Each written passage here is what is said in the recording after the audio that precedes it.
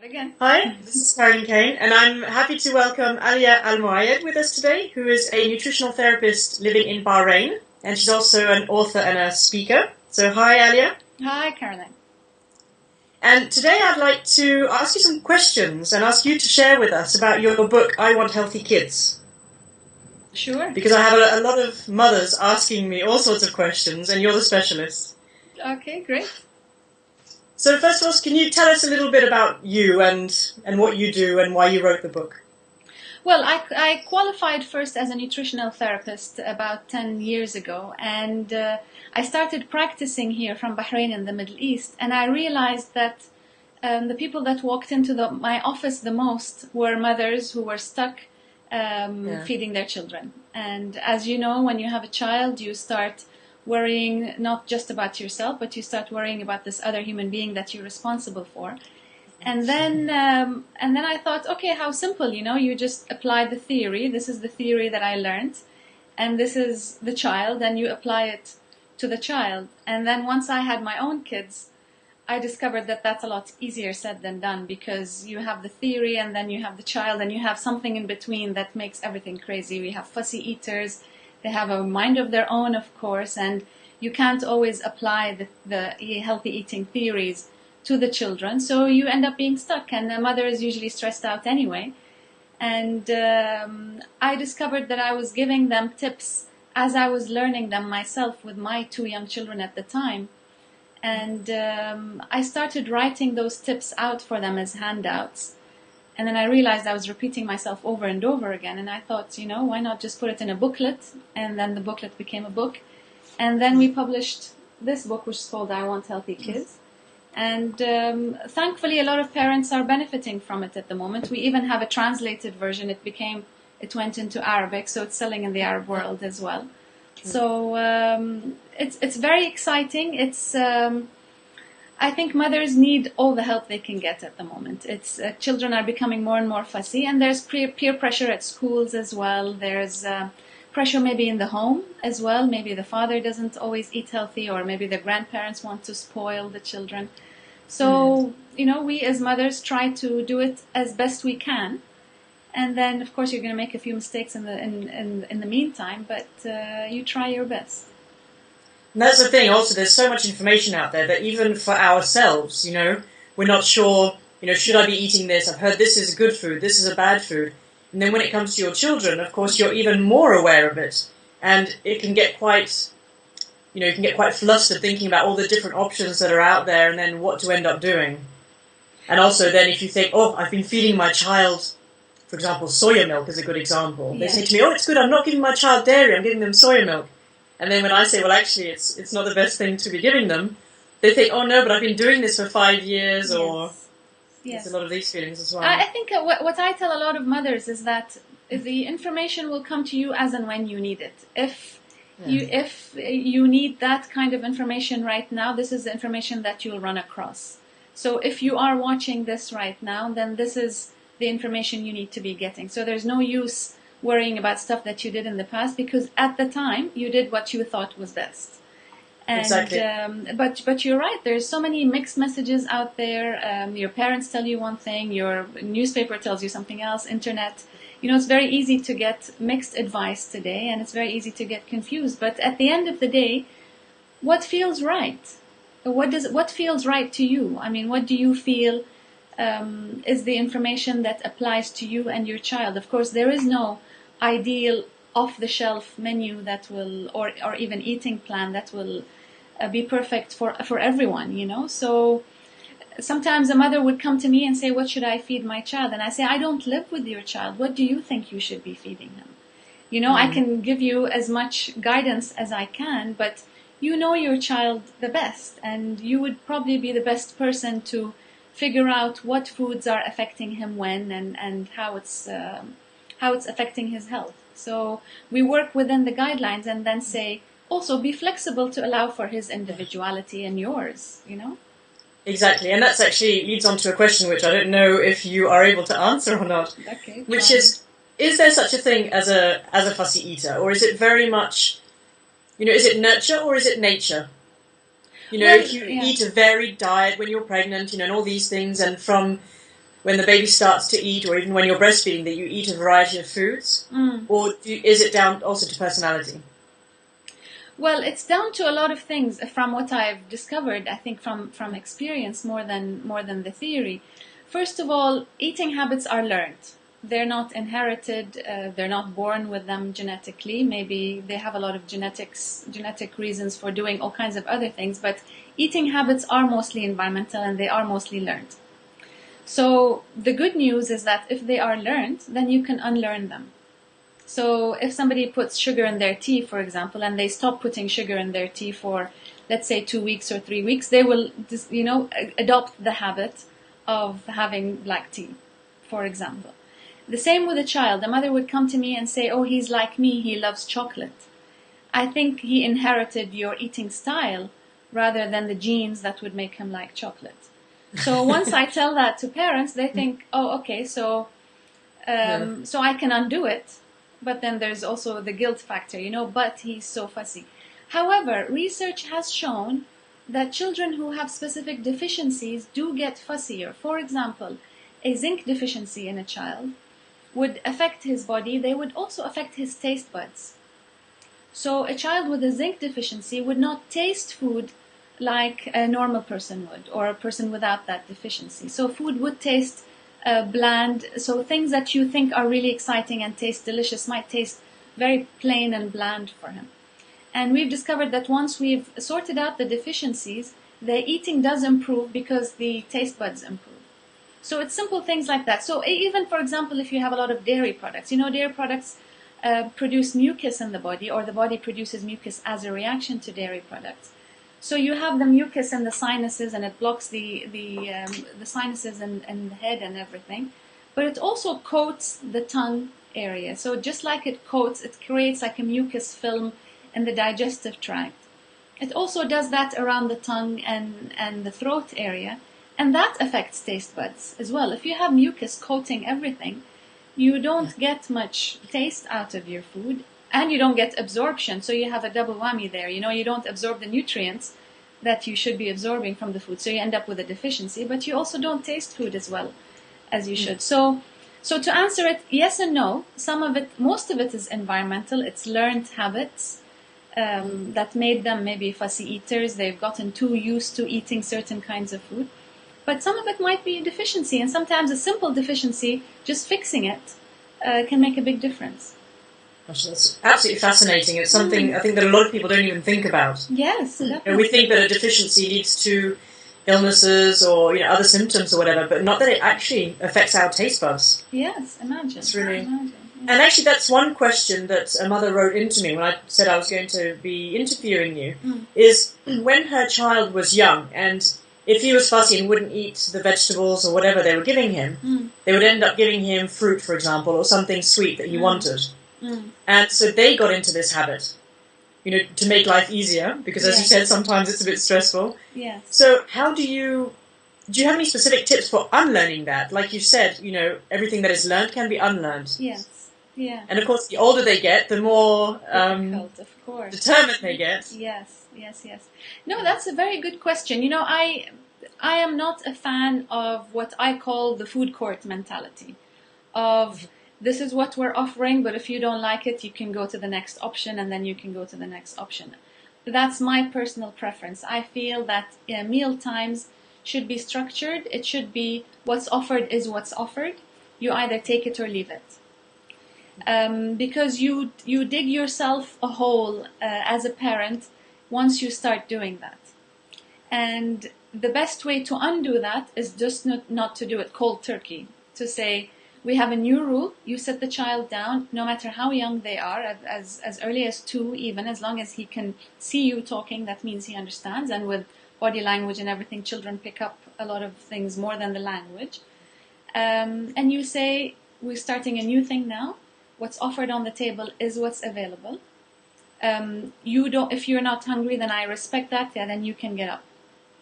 But it's not if you don't want, I don't know what you're having, grilled vegetables or whatever you're having for lunch. If you don't want that, then there's a fruit option, which is much easier because children are very smart. They know that there's an option, and once they know there's another option, then why would they have what you're offering them?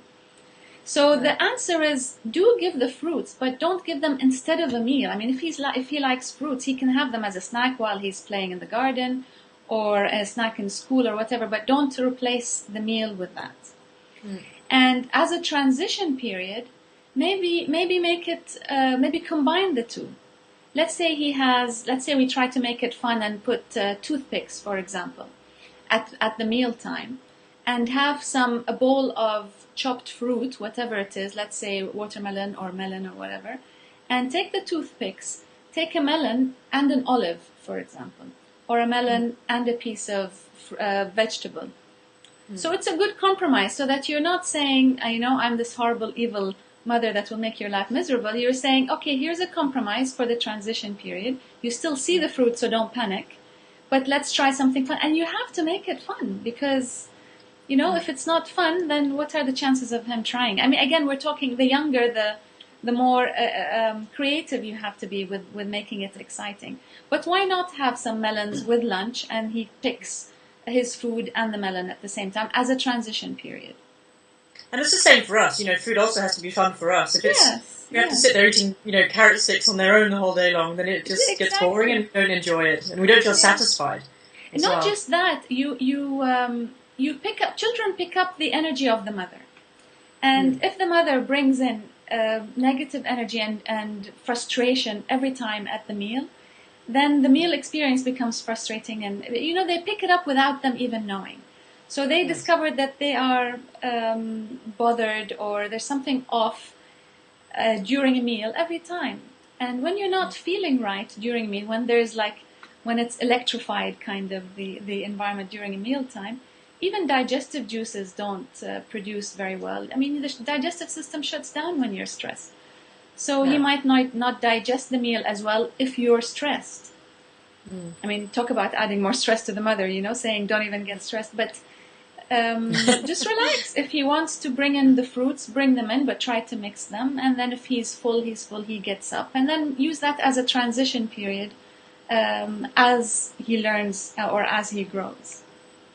And also the thing is, a child, like any animal, will not let themselves starve. No, they won't. So, I always tell my clients not to worry if your child just refuses to eat that meal. When they're hungry, then they'll eat again. Yes, that's definitely. I think this is our weakness as mothers or as parents in general, because he didn't have lunch, or what if? So I say, okay, what's going to happen? So he'll skip dinner as well. Okay, so what's going to happen? So he'll sleep hungry. So what's the big deal? So he'll starve. So you realize that that's the ultimate fear that you have, and then once you realize it's not going to happen, they won't let themselves starve. The trick is to catch them after they've starved themselves, to catch them and give them a healthy meal, rather than give them a bag of chips because you've given in because you think they're never going to eat it ever again in their life, and it's not going to happen. And also, it's not a punishment. This is for their own good. We want to feed them the healthiest, the best foods. Yes. And if we realise that we perhaps, introduced bad habits, then it's also up to us to then introduce the good habits again. Yes. For everyone's benefit. And this actually leads me on to another question that came in, which is, well, the mother is on board, and you mentioned this earlier on, but what if, when the husband goes and does the shopping, if he's not totally, he thinks this organic food is a hype, or something like that, it's how to basically to get the whole family on board, because again, it's for everybody's benefit. When a mother starts realizing, gosh, there's a lot that we can do with food and really be healthier and live a much fuller life, then of course she wants the whole family on board. Yes. And this can also take time. Well, the truth is that it's a lot easier to convert a child than it is to convert a husband. Okay, but just don't tell the husband. So, because old habits die hard. And it's a lot easier to convert a young person than it is to convert an older person who's already had many years of bad habits. So, maybe the pressure of converting the husband might just add stress to the whole situation, add more stress. So I would say, let the husband maybe see for himself the results on you and the child, and then he will start maybe, understanding it a bit more or seeing the result. Because you pressuring him or you saying, you never do this, you never do that, will only add stress to the marriage. Having a child already does that, so you don't want to add any more stress factors to the whole situation. So my recommendation is just to leave it, to say, if you are going shopping, these are the things I want you to buy for me. Mm-hmm. If you really want to eat the chocolates and the chips and the crisps and whatever you want to buy, then buy enough just for you. I'm trying with I don't know, you can even say, I watched this interview and I learned some new things, and I really want to try to feed my child healthier. I would love for you to help me, but if you are not there yet, then I would respect where you are at the moment. And this is where I would like to be. I feel I need it for my sanity, for my health, to be there longer for your child, to be able to play, to have more energy.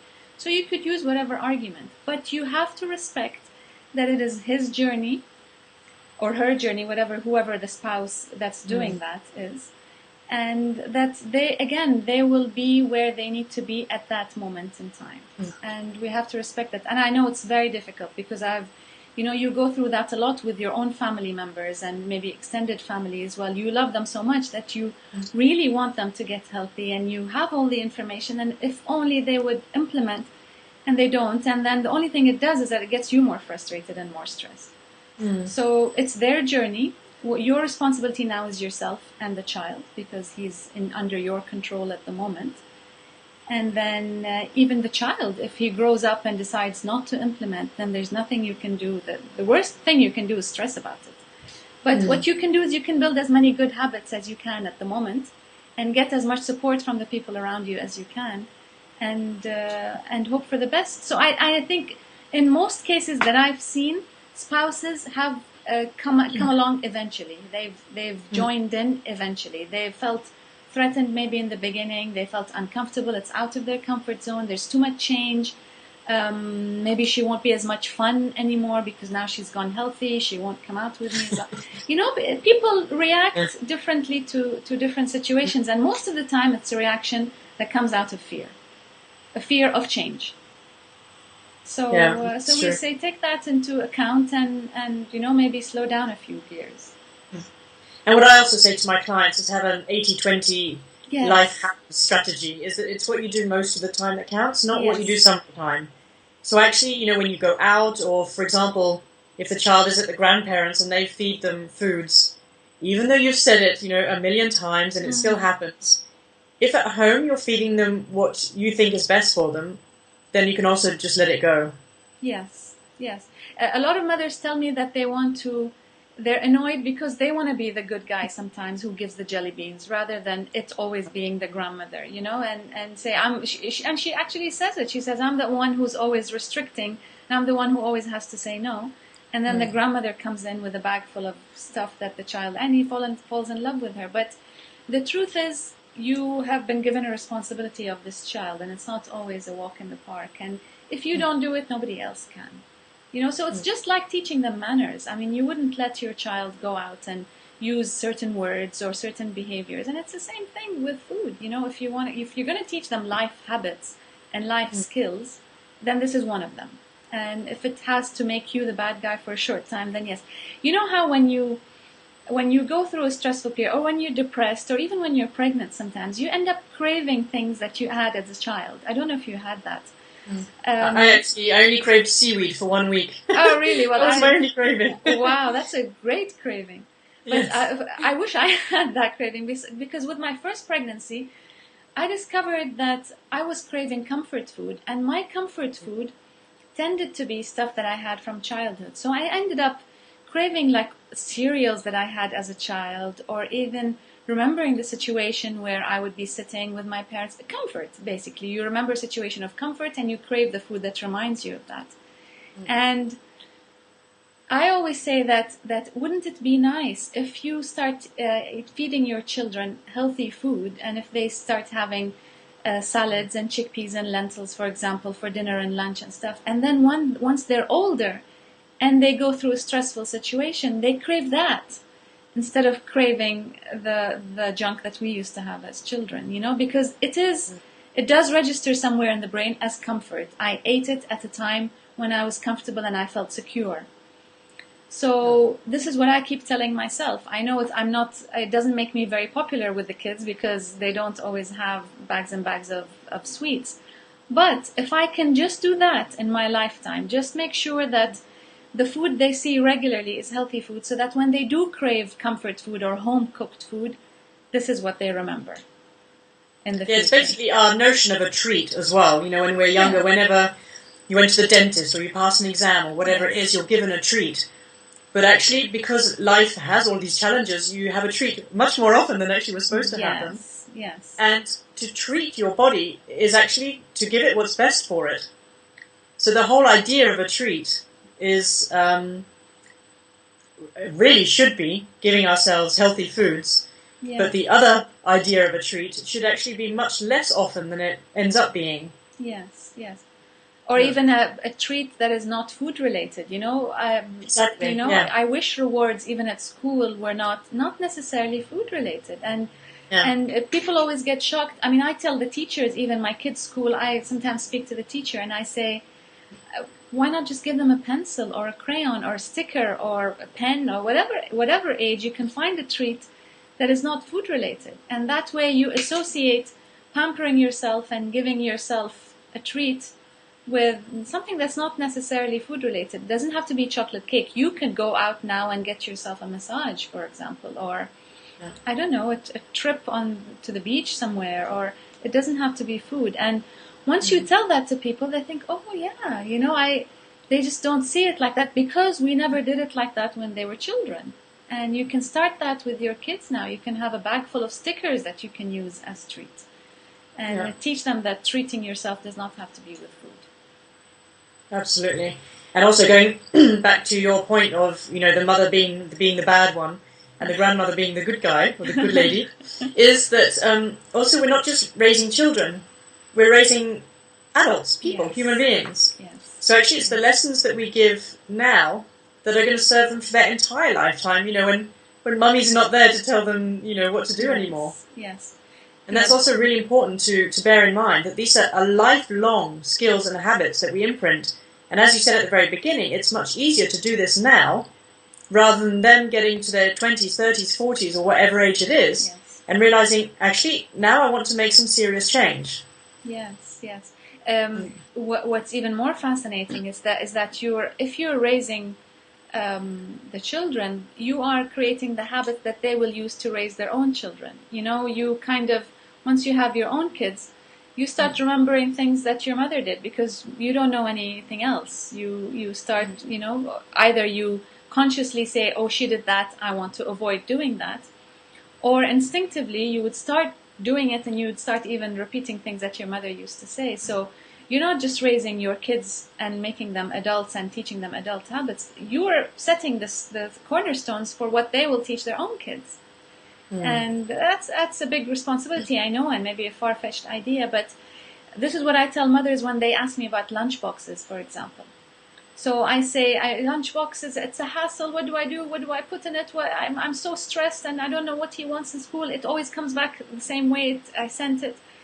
And I say, well, what do you want your child to have as a snack as an adult? Do you want them to be having a healthy snack, or do you want them to be having chips and chocolates and crisps and things like that? And she said, no, as an adult, of course, I'd rather he has, or even as a teenager, I'd rather he has healthy food. And I say, well, these are the images of a lunchbox that you're setting now. So every time your child opens his lunchbox in school, he's seeing what a lunchbox should look like. So even if it comes back untouched, let's just at least establish the visual of what a lunchbox should look like, so that in the future, as he's in grade 1 or grade 6 or even an adult going to work, he knows what a lunchbox should look like. Because by the age of 10, if you haven't set a proper looking lunchboxes by then, by the age of 10 you start losing control over what he will have, because then maybe there's canteen and it's a lot easier. So instead of filling it with crisps and chocolates and muffins and stuff, try to put something else. Put raisins, put a sandwich, put hummus with vegetable sticks, for example. Put olives, put sweet corn, put green peas, anything. The stuff that you would want a normal adult to have later on, or you would want your teenager to have. You have to start now. This is when you grow the seeds, kind of, and you'll see the fruits of that hassle later. And a lot of mothers think that it will take ages for their child to now switch. If you have a child who's not used to that at this point, it's very easy to convert children. I have a harder time convincing the mother than I do convincing the child. Children have had a very short time of bad habits, if they have had bad habits. And it's much easier to undo that than to convince the mother sometimes to add the healthy food. So it's very ironic like that. It's funny, and it's true what you say, because I went to boarding school and we all had what was called a tuck box, which was a little box, this was in England, with your treats in it. And all my friends had, chocolate bars and crisps and all of this. And my box was always half the size of everybody else's, and all I had was green apples in there. And I was always so embarrassed, and the others would actually laugh at me. Yeah. But then at the time, I realise now that it's also, of course I eat, I love chocolate, but it's much more normal for me to eat a lot of fruit and vegetables than it perhaps was for other people. Yeah. Well, let me tell you an interesting story. I'm always, because I'm a nutritionist, I'm always conscious about my kids feeling that they are nerds, kind of, that they feel that they are outcast, or that they're not popular enough in school because they're the ones with the strange-looking lunchbox. And I think mothers do think about that. You don't want your child to be outcast. You don't want them to feel too different. And it does cross my mind sometimes, and I think, okay, are they going to have a complex out of that and then go crazy once they do have the freedom, or is it going to affect them? How's it going to affect them? And then one day, my daughter, it must have been 2 years ago now, so she must have been around 9 years old, and she had been taking a healthy lunchbox to school every day. Of course, we have the odd treat for birthdays and stuff once in a while at home, but the lunchbox looks healthy. And then one day she came home and she said, Mama, my best friend, she always takes the raisins and the corn from my lunchbox. So tomorrow, can you just pack extra so that I can give her without losing mine? And I thought, that's it. I've reached. I know the answer now, because just like they might have a bad influence on your child and make them feel outcast, good eating habits could also have a trickle effect, and they could also affect other kids. So I ended up sending extra raisins and stuff with her, so that that child who doesn't take a healthy lunchbox can have from what she's having. And because she was having it with confidence and she was happy having it, all of a sudden it becomes more interesting, And today raisins come in little boxes. They're funky. You can still have a healthy treat that looks nice. You can even put them in food, in toothpicks or something that's more exciting. Or you can even pack chopsticks in the lunchbox so that they can eat their food with chopsticks and look really cool in front of the other kids. So I don't know if they'll feel that they were deprived of their childhood or their chocolates. I don't know. I still haven't tested that. I don't, so you're okay. Okay, good. Because I had the opposite. But what if you're crazy eating chocolate though for a while when I was old enough and I could, then I did. But I realise now that it wasn't. It's not always for the reasons that we think. Yes. That happen. But it only, when you go crazy over something, it's normally only for a certain period of time. Yes. And then if it carries on, it's because there are other issues, like, you're using it as an emotional backup or whatever it is. So, but in terms of our teaching, I don't think that would lead to a lifetime of bad habits. No, of course not. But also, once you have that chocolate binge, let's say you have had a chocolate binge, and then you feel horrible the next day and you get a headache and whatever, your body just doesn't like it, then at least you know why you have a headache. As opposed to people who are constantly doing that, who are constantly feeling ill and not knowing why. So you say, yes, I had a binge, I went crazy yesterday. That might be why I can't get out of bed today. And then you get over it, you start eating healthy again, and you start going back to your old habits, So... And do you give some, in your book, so I guess you talk about the whole theory part of it in the background like we have been now, do you also give some recipe ideas? I do. The book has, in the back of the book, there's a whole section on recipe ideas on how you can make healthy snacks and healthy desserts and stuff like that. But even in the school section, for example, of the book, there's a whole menu suggestion for lunch boxes, what you can put as a main thing in the lunchbox, as side dishes and lunch boxes. I even have a sample menu of what you can feed at home. And I have a section of how to make food more exciting and more fun for a fussy eater, step by step on how you can make it more exciting. Because at the end of the day, you're not just a mother, you are a marketer for the food that you're making at home, especially for healthy food. So you have to have some skills of how you can market it. And the main one of them, for example, would be to see what your child is into at the time. Let's say my son at the moment, for example, he's into football. And instead of saying, eat healthy food, which is a very generic statement, because you will not get sick when you're older, for a child that doesn't mean anything. That They live in the moment a lot more than we do. So you have to relate it to the moment, to the current excitement that he has in his life. So if I say eat lentils, for example, I would say, why I want you to eat lentils. Because they have this thing called protein, and the protein builds the muscles, and then you have muscles running across your thighs, and these are the muscles that will help you shoot the ball and score a goal, for example. And go in as much detail as you can, because they understand a lot more than we think they do, And then when he does come home and say, I scored, or we won, or something, then relate it directly. I know it's very cheeky, but then make the immediate connection between this and that. And explain to them why should they be having, healthy oils, for example, nuts and seeds, instead of having the potato chips. Explain that to them. There's two kinds of oils, and I explain that sometimes even just by drawing, something for them, depending on the age. But girls are into hair, for example. My daughter growing up really wanted her hair to grow healthy and shiny, and they really care from a very early age. So I always connected the two and said, look at these oils, the omega oils, for example, they're the ones that go into the hair follicle, and that's what makes it shiny. And at least when she does have it, even if she's forced to have it, then she, even subconsciously, on some level, thinks that it's good for her. Yeah, and also this is what they're sharing at school. Yes.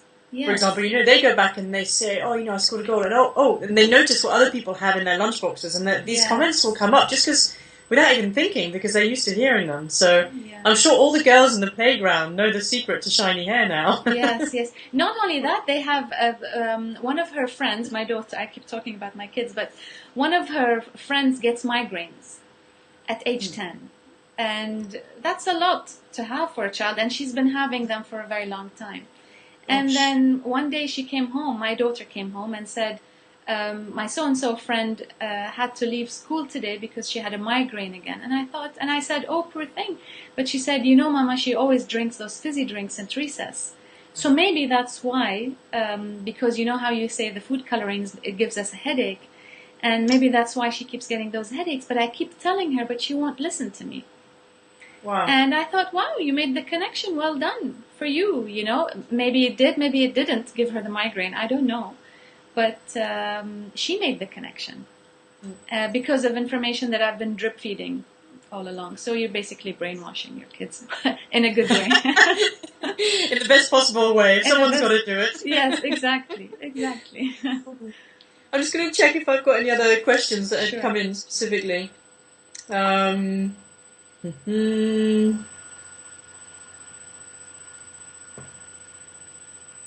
Did you have 3 kids? I do. Right. I do. And did it get easier for you as it went along? I wish I could say it did. No, it didn't. I have a girl and 2 boys. And when I had the girl, I thought, okay, these are the girl habits, sorted them out. Then I thought, oh my God, now I'm having a boy, I have to start all over again. And I did. And then when I had the 3rd, I thought, okay, I covered the boy and I covered the girl. I know their eating habits. I know their styles. And then you have a 3rd that has nothing to do with either the boy or the girl. And you just discover they are individuals and they are each completely different. Their eating habits and preferences are completely different. till this day. I mean, I have an 11-year-old, a 9-year-old, and a 4-year-old, and you just have to respect that individuality, and you respect the taste buds. But I am always weird things I would do, maybe like asking them to check their own nails for zinc spots, for example. You know, when you have a white spot on the nail, that's a zinc deficiency. And I tell them, you tell me when you think you have a deficiency or when you're feeling low. I mean, for the older two, of course. And you discover that they come back to me sometimes and say, Mama, look, I have a zinc spot. What should I do? And we say, oh, let's increase pumpkin seeds. Let's have a bit more of this, a bit more of that. And that also is a skill. I can't say I mastered it yet or mastered teaching it yet to them.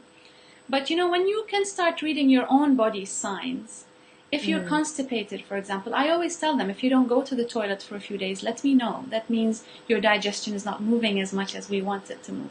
So I teach that to adults. That's why I'm teaching that to kids, because it's a skill. Knowing what's going on in your own body is a skill. Looking at yourself in the mirror and saying, oh, I look pale today, or, I mean, it doesn't mean self-criticizing, but picking up the signs before they become an illness. So if you get a headache, for example, instead of popping Panadol, because you're not really deficient in Panadol once you have a headache, right? So people keep popping Panadols, but maybe you are deficient in something. Are you drinking enough water? And this is what I ask them. They come back from school, for example, with a headache. They'll tell me, I have a headache.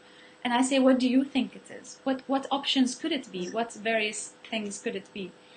And it relieves some of the mothering that you have to do. You know, so you're not the one. It's also extremely empowering for them. It is. You know, as you said, it's not criticism. It's really learning to work with your body. You know, our body and mind is so disassociated from each other, but actually it's one and the same. So when you can check in, there's no judgment with it. It's just, oh, actually I feel this. Yeah. This is what I need to do. Yeah. So actually you're becoming more friends with your body and your mind, rather than seeing it from oh, my stomach's like this, I don't like it. You know, I feel I've got indigestion or whatever it is. It's more, oh, I've done this, what can I do to actually help myself to feel better? And that's really, it's nurturing, and it's, you know, it's more loving towards ourselves as well. And I wish more adults do that, you know. I wish we would check in more often, like you said, and if they are older, let's say they are teenager. I don't have teenagers yet, so I don't know, but from the teenagers that I consult with, I ask them to Google it. And I say, go and look at various options of why you might think. Instead of saying my tummy hurts, I'll go on anyway, and I'll go to the birthday anyway, and I'll eat this anyway. Saying, wait a minute, just stop, and let's see what various things it could be. Did you eat anything yesterday? And then eventually they start learning how to analyze themselves, because you're not going to be with them for the rest of their lives, you know. Sometimes I've made that mistake as well. We try to micromanage their food so much, their health, that you are, they become so dependent on you that they don't know how to make the decision themselves once they're without you. And I've done that at some point, and then I've realized my mistake, and I thought, oh my God, and that's when I started teaching them the skills of, okay, you tell me what you think. Or let's say we go to a relative's lunch, for example, and there's a whole table of options. What do you think would suit you today that would give you life rather than take away from your life? And you allow, of course, can they have chocolate cake once a week? You allow for that. Like you said, the 80-20, right? But try to eventually, not, if you're just starting now, then they need you. But eventually try to empower them as much as you can, so that they can make the decisions themselves without you being there, or without needing you to make that decision for them. And as you said also in the beginning, that it has to do with the whole energy and feeling around it. So becoming paranoid about it and too strict about it all, you know, will not encourage a healthy relationship with food for them in the long term. Yes, of course, yeah. And with your book, would you say that starts from any age? My book starts from the age of 2. So, so it's once they start eating, and once they've gotten into the habit of eating regularly with the family, then, and the earlier you start, the better, of course. But a lot of the advice that we give in the book is actually advice that the parents can implement as well, and you can implement it to eat on teenagers as well, because it'll talk about things like gluten, for example, and why you should be avoiding it and what it does to the digestive system. And it's advice like that that applies to the whole family, really, you know, to the whole spectrum. And you can even show it to relatives who wouldn't, who are not really sold on the idea. Maybe say, look, it's written here. There's a protein called gluten. It messes up digestion, and this is why I'm trying to avoid it. Can you help me, please? And it even has a section for teachers of how teachers can pick signs early in children and spot them. Or maybe even things that they can do in the class to make healthy food more exciting and appealing for children. You know, because it's not just us that are involved in the children's lives. It's extended family, it's teachers, it's a school environment. It's anyone they get in contact with, really. So we try to implement as much as you should try to implement as much as you can, and then not stress about the rest. You know, you'll only be able to do as much as you can do at that point. Fantastic. And where can we find your book? My book is on Amazon. You can see it on my website. My website is also aliaalmoayed.com. And you can find more information about I've written 4 books. One of them the latest is a pregnancy book, actually, because I went in the other direction. I thought, if I'm helping children with this book, why not affect the children even before they are conceived or before they are children? So I started even earlier. So the books can be found on Amazon or on my website. And actually, that's something that I'm very passionate about myself, is really preparing beforehand, you know, even before pregnancy. Yes. And during pregnancy, because this really establishes our children's health also. So I'm glad you also mentioned I mean, we had a chat about pregnancy when you were pregnant yourself, if you remember. And it is very important to start very early. And the earlier you can start, the more, it's really the best gift you can give your child. Starting early before conception. But if you're not, and you didn't, and you've already had the child, it's never too late. Even an adult can start healing. People heal from stage 4 cancer. They heal from illnesses that are much harder to deal with. So if you have a child and you haven't started yet, then it's simple, really. But you just have to be convinced yourself as a parent that it works and that it's good for them, and then the implementation will come naturally. Fantastic. Thank you very much for sharing all of that with us. Thank you, Caroline. Thanks for having me. Always a pleasure. Yeah, same here. Same here. So I hope your viewers can benefit from this, and my viewers. And I think any small difference we can make in children's health would be great. Yes, definitely. Thank you very much. Thanks, Caroline.